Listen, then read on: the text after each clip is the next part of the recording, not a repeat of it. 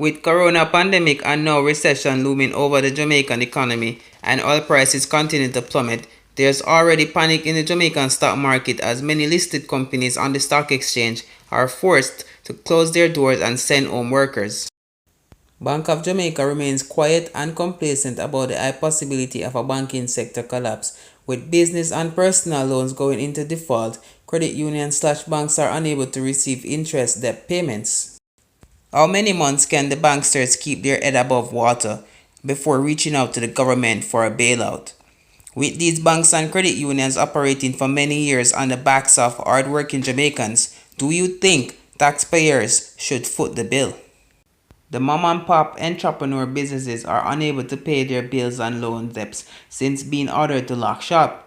Not only businesses, but working-class citizens who hustle and grind every day to pay their loans and bills and feed family are told to stay indoors. Can anything else go wrong? Yes. Food shortage. Possibly starvation. No, let me tell you what the government and elites already know that you don't. This bubble was doomed to burst regardless of the coronavirus outbreak. With the high number of auto loans and mortgages being handed out like candy, the banksters and credit unions were rigging the market, hoping for a collapse eventually. In a recession crisis that will only benefit the banksters in retaining enormous amount of collateral from default loan customers, it would be like the 90s FinSac scandal all over again. If you didn't already know, the Jamaican economy was built on free labor, slavery, sugarcane. Out went sugar and in came tourism. Second was the BPO sector, the greatest cheap labor scam to come about in the island. But these two sectors are the pearl and diamond of the Island Tax Revenue Department. Why you think the JLP administration was staggering on closing the BPO sector? The pearl, tourism, was already closed down, and the BPO, diamond, was the last main source of good tax revenue. If I had my savings in the bank right now, I would be a fool. In a pandemic crisis, soon to become an economic crisis, your money should be at arm's length. The banks are in utter chaos mode right now because they gave customer savings away in interest loans. And with this sudden pandemic, job losses, business closures, those loans are headed for default, meaning they won't be paid back anytime soon.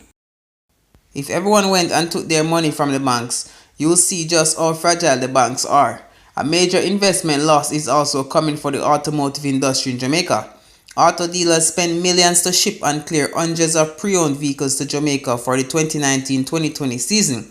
People out of jobs are not working, spending confidence decreasing rapidly and only spending on survival essentials like food, water and sanitary products. Cars will be gathering dust and rust at marts island-wide.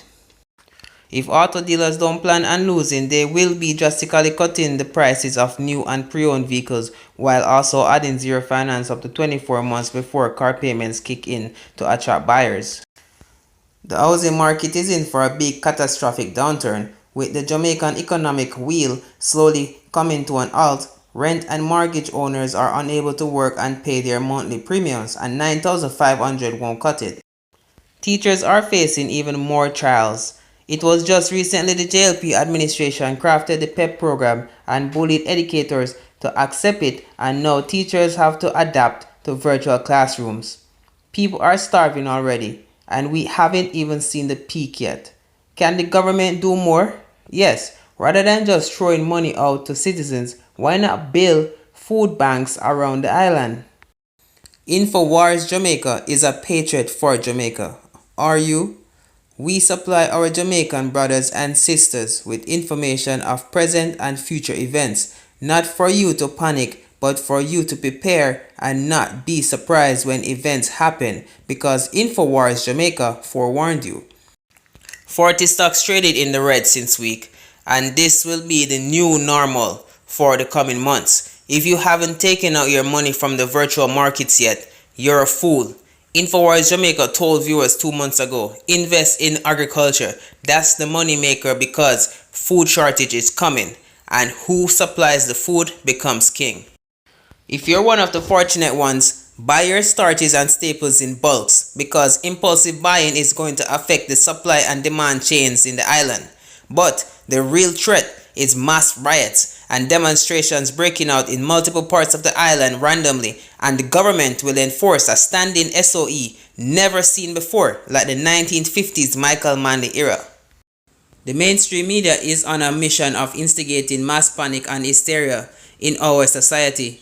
If you listen closely to the choice of words they use in their headlines, you'll realize, citizens, be not scared and timid by mainstream crafts, for now is the time for caring and sharing for each other, be it strangers to strangers or family to family. When you go shopping, think about someone else who can't afford a bread or a pound of flour.